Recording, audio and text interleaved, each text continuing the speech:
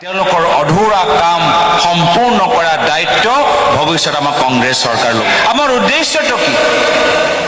মাত্ৰ ক্ষমতা লোৱা আমাৰ উদ্দেশ্য নহয়।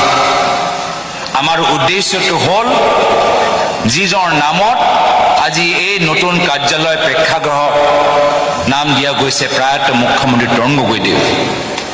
আমি সেইজন ব্যক্তিৰ অসমৰ প্ৰতি যে সপোন, মৰম, শ্ৰদ্ধা, সেই কথাবোৰ মনত পেলাই তেওঁলোকৰ অধুৰা কাম সম্পূৰ্ণ কৰা দায়িত্ব ভৱিষ্যত আমাৰ কংগ্ৰেছ চৰকাৰ ল'ব লাগিব।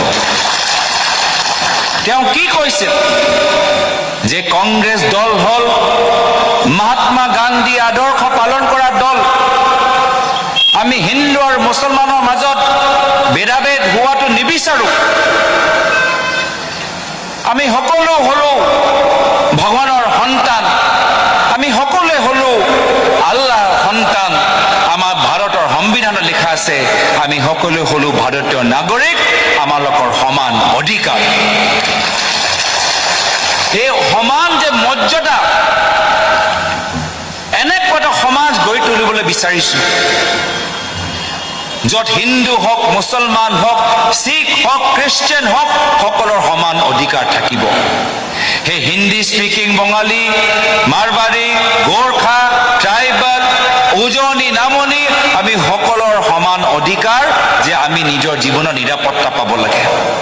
নিজৰ ল'ৰা ছোৱালীক ডাঙৰ কৰি এটা ভাল ভৱিষ্যত আমি দিব লাগে। এয়া হ'ল আমালোকৰ কল্পনা। এইখিনি কথা বিজেপি দলে ভাল নাপায়। বিজেপি মতে কি? বিজেপি মতে সমাজত দুটা বৰ্গ থাকিব লাগে। এটা প্ৰথম শ্ৰেণী নাগৰিক থাকিব লাগে, এটা দ্বিতীয় শ্ৰেণী নাগৰিক থাকিব লাগে। আৰু দ্বিতীয় শ্ৰেণী নাগৰিক প্ৰথম শ্ৰেণী নাগৰিক মতে চলিব লাগিব, উঠিব লাগিব, বহিব লাগিব, কাপোৰ পিন্ধিব লাগিব, নামাজ পঢ়িব লাগিব। আমি কৈছো নহ'ব, আমি কোনো দ্বিতীয় শ্ৰেণীৰ নাগৰিক নহয়। আমি সকলোৱে সমান, আমাৰ অধিকাৰ, আমি সকলো হলো ভাৰতীয় নাগৰিক।